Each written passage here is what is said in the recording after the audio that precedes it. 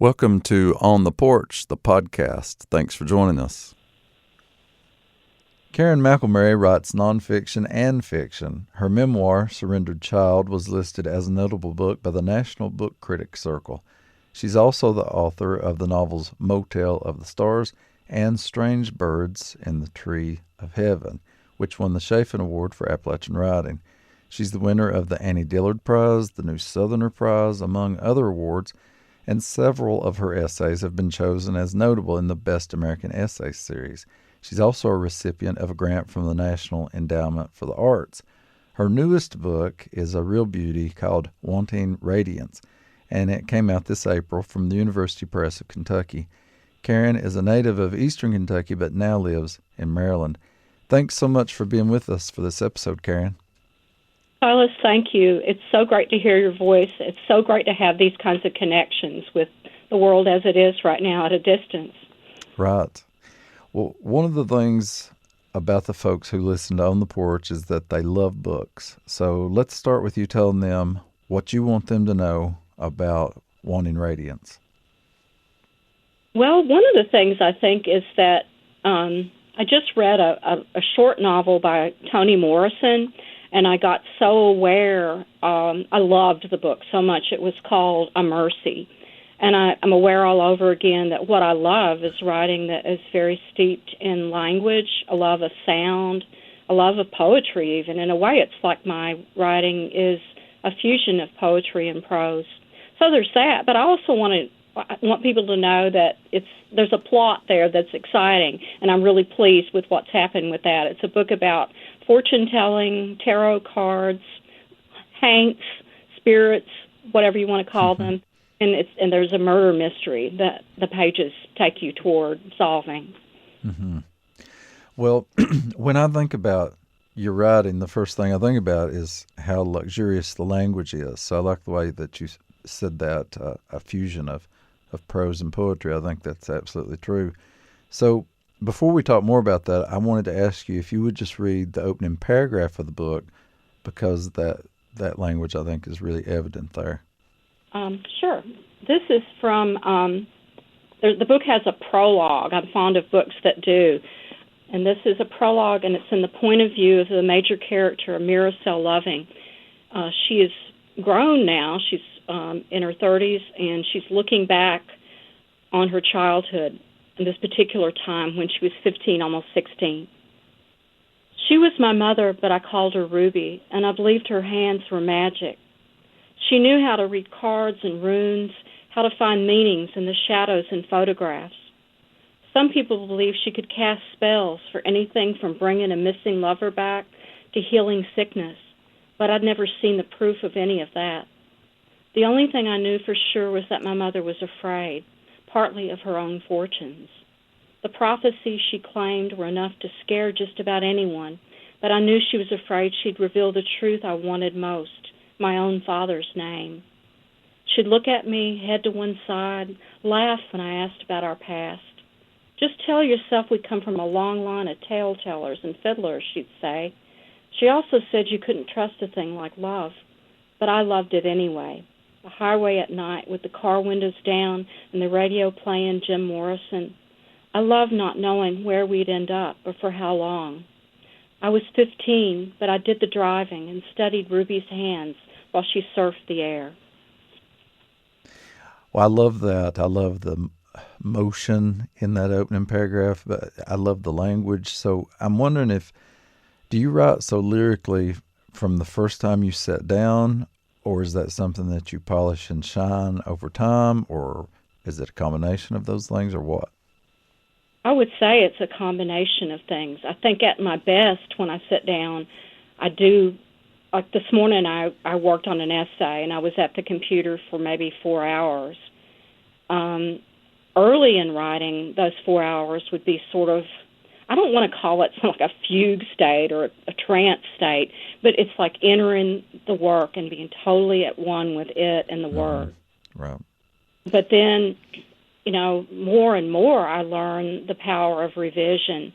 One of the things that you taught me some years ago, I think it's an exercise you do with your students. something about taking a couple of pages and forcing yourself to cut them to one. Mm-hmm. Do you remember that? Yes.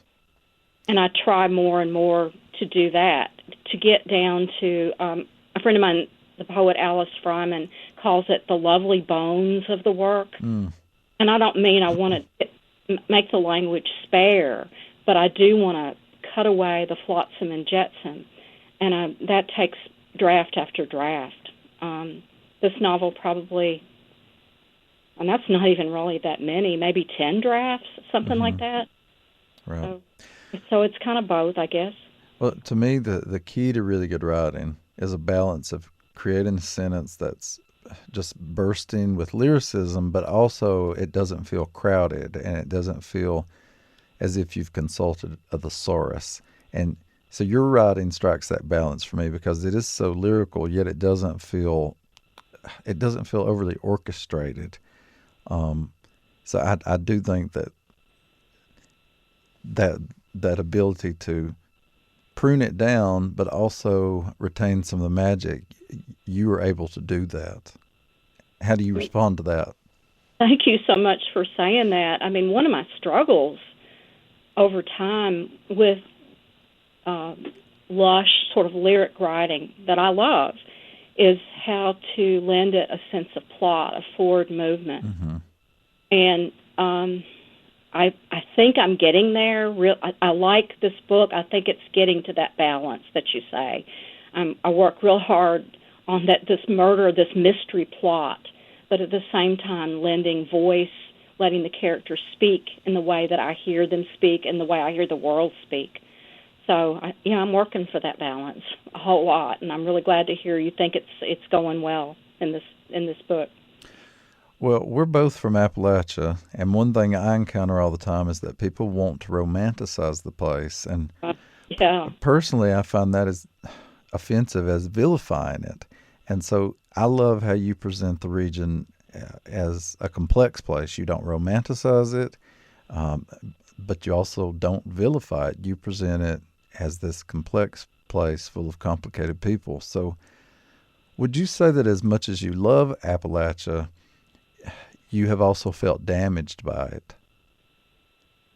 Oh, absolutely. I mean, you've said so much there that I want to respond to. The romanticizing, I worry about that, frankly. I mean, I've lived away from home so much of my life, and I've gone back, and I've gone back, and I've gone back.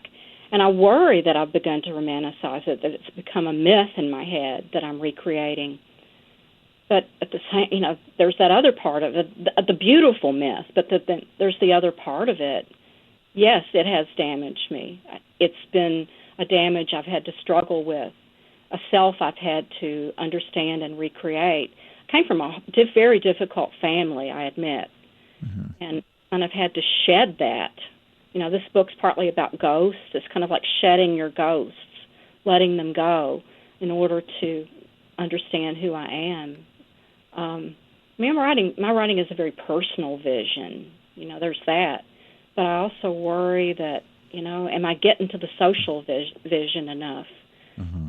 Wonder about that with the being far away from it. That's a complex answer, but I hope it gets to some of what you're asking. Well, when I read your work, I feel like you're presenting the real place because you're not trying to convince people of how wonderful it is, nor are you trying to convince people of how horrible it is. You're just showing people, human beings who live in a place and the way that they are shaped by that place. So to me, that's what the best Appalachian writers do. I mean, what I love the most in coming home and in writing about home is just people. Mm-hmm. I have kept a journal off and on in my life. I'm not real, disciplined about it. But in that journal, I write down people I see, people I meet. And to me, a lot of the beauty of writing is writing characters that step off the page, speak for themselves, characters that are rounded. So I hope that I achieve that. Mm-hmm. Well, as much as we can talk about the damage and things like that, yes, there's also always that longing in us for the place. And that's absolutely in this book. I mean, it's right there in the title. even Wanting Radiance. I mean, Radiance is the place, right? And so, like you said, you've lived most of your life away from Eastern Kentucky, but I often see this longing for it in your writing. And I wonder, is that longing fueled by the fact that you feel like you can't live here, and the positive aspects of it that you left behind? Oh, that goes to the heart of it, Silas. I mean, my mother was from Prestonsburg, Floyd County, and she, over the last 8-9 years of her life, had Alzheimer's. But I would drive back, these long 9-hour drives to get there, and as soon as I'm in the place, I'm thinking I'm back. Thank God I'm back, and I would feel like I could breathe again.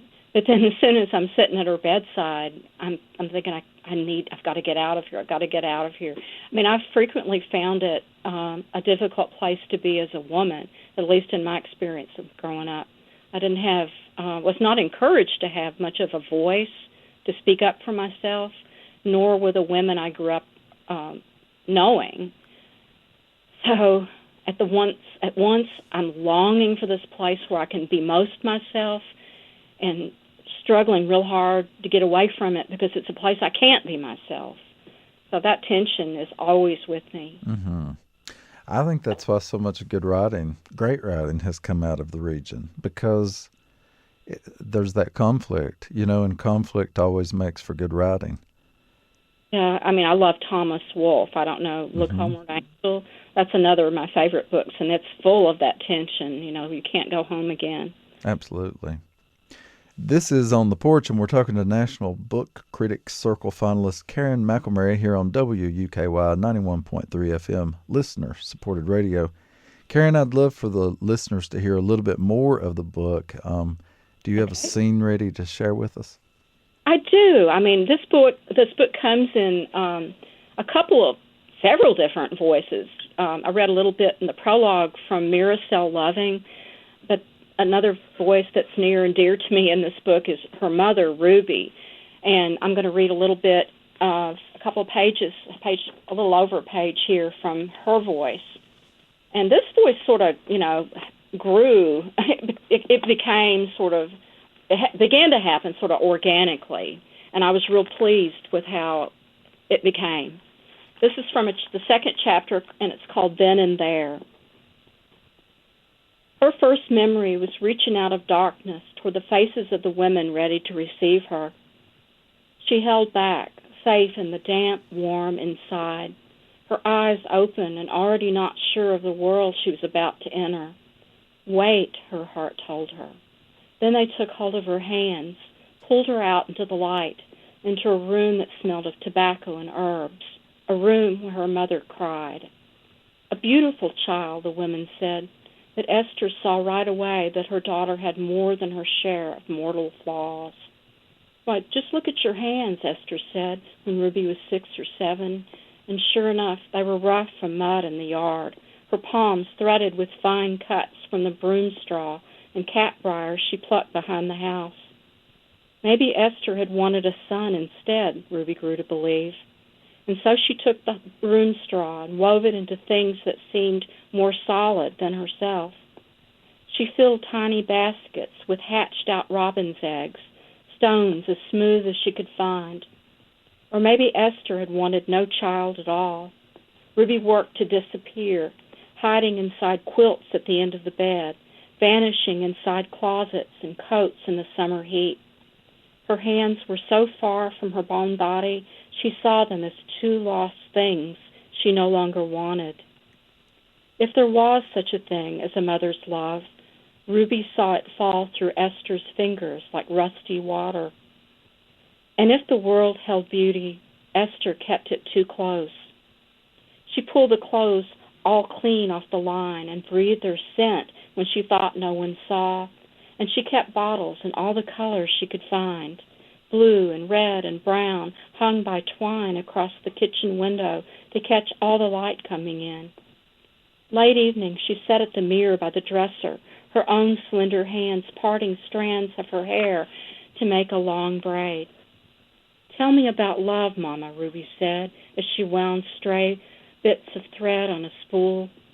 There's no such thing, Esther said. There's only God.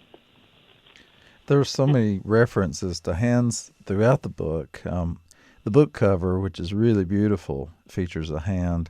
You can see that if you go to the Facebook page for On the Porch. Can you talk about the motif of hands throughout the novel? Sure. I guess there's the tension in me between writing nonfiction and fiction, and so hands appear often in my nonfiction. I have these hands that are kind of, like I was just reading there, kind of beat up hands, because I've had a lot of, I used to be a landscaper and greenhouse worker, so my hands hold, sort of two kinds of ways of life, being a laborer and then gradually becoming a teacher and a writer. But then hands became real important as I wrote these characters. There's Miracel, who, as the main character, she's a fortune teller, but she's sort of a fake fortune teller. She pretends that she can read lines on palms. She pretends that she can take hold of a hand and understand a life. And then there's Ruby Loving, this ghost of the past, who really was a fortune teller.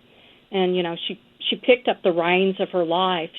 She took hold of her own life and left Eastern Kentucky in this book and went out west. She, whether or not she kept hold of her own life, that's another matter.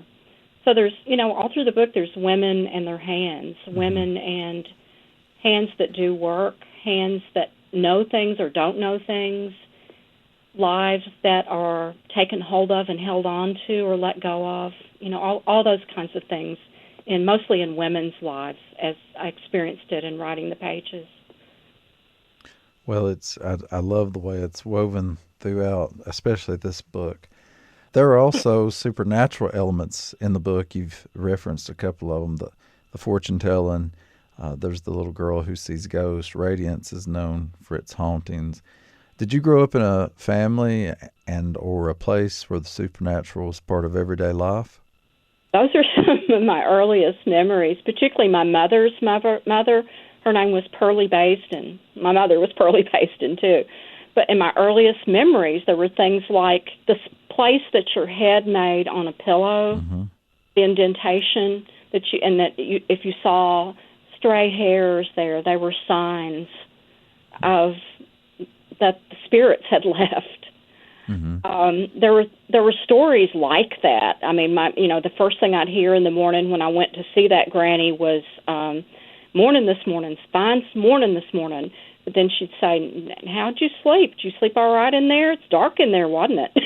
So, there was sort of a fear, too. But I did absolutely grow up, hearing charms and spells. That same granny would say, maybe it's even in the book somewhere, like you want something real bad, then you take an egg, and you'd get an egg from under the chicken in her house, in the hen house behind her house, and you'd write whatever it was on the egg, and then you'd bury it under a full moon, and you'd say, "You will be mine, you will be mine."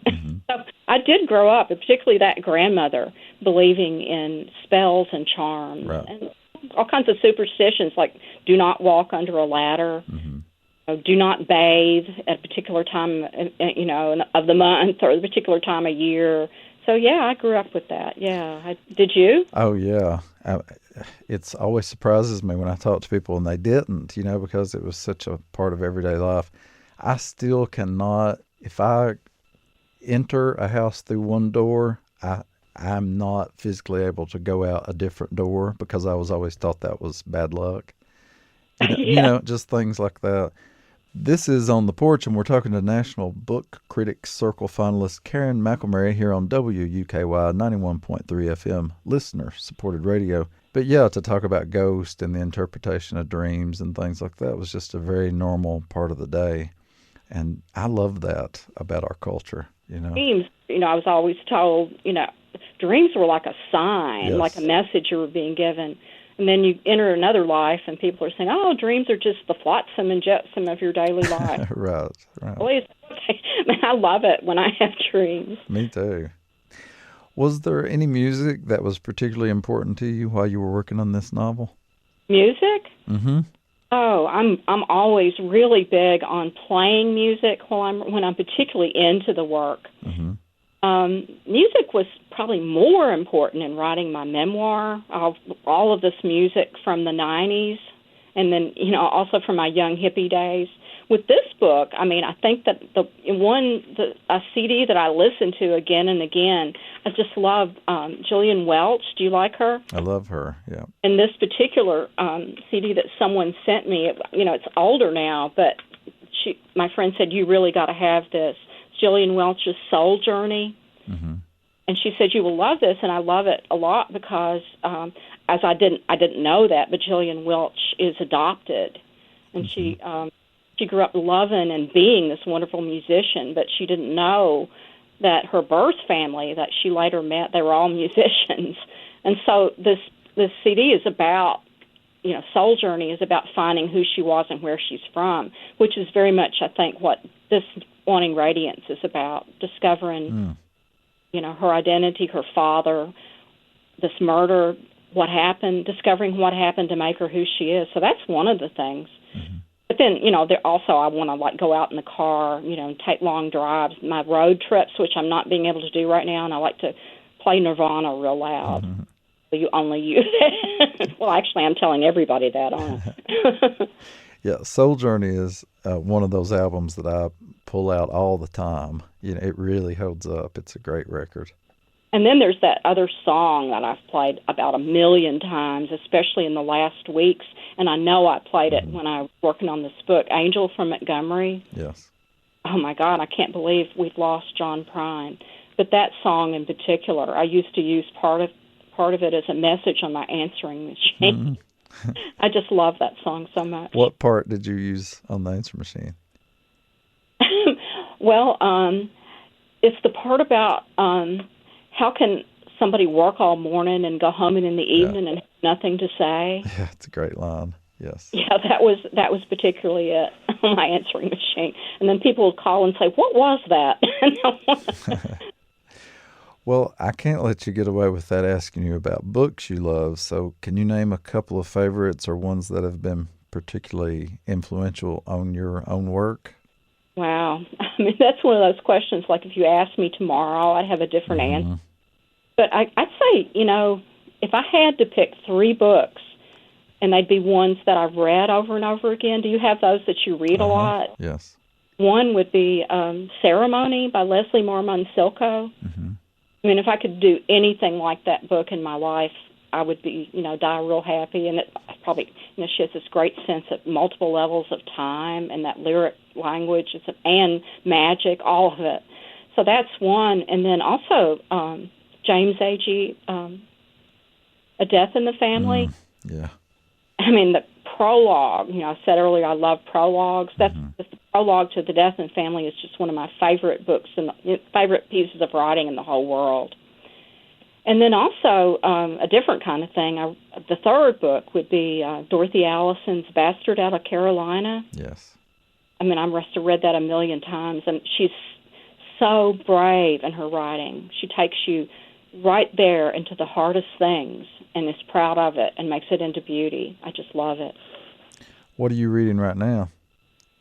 Well, I did just finish a bunch of student work this week, but I finished yesterday that Toni Morrison novel that I mentioned, Mercy. Right.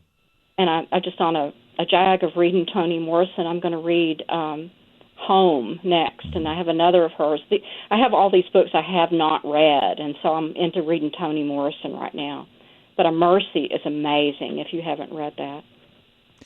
Well, we love dogs on this show, so let's talk about your dog, June. She is so pretty. How long have you had her? She is now 5.5, and she is becoming a little more stout in her adult years. I am too. Yeah, as I said earlier, I am definitely becoming more stout. I eat constantly, shelter in place. Yeah, but June is my salvation here during this quarantine time. I get up. She would like it if I would get up at 6, but 7:30, and take her for a very long walk each morning. Mm-hmm. So her real name is Junebug. So, and that came from when I was a kid. Did you ever do that? You tie a string on a June Yes. bug? It's kind of cruel, I know. Is that so June bug. Again, she's a Carolina dog mix, and she was a rescue. She's beautiful, and she looks very well loved. Yes, she is. Well, I hope that all of you will look for Wanting Radiance, the new novel from Karen McElmurray. You can find it wherever fine books are sold. Thank you so much for being with us, Karen. Thank you, Silas. And again, talking to you just makes me homesick and want to see you and sit on your porch. Yes, anytime. To close the show, we'll play the late, great John Prine doing a song that shaped one of the characters in Karen's novel. Until next time, be good to one another. Here's Angel from Montgomery. Thanks for listening to the podcast of On the Porch. I'm your host, Silas House. This episode was engineered and produced by DeBron Thomas at the studios of WUKY 91.3 FM in Lexington, Kentucky. We are listener-supported radio, and we thank you for joining us.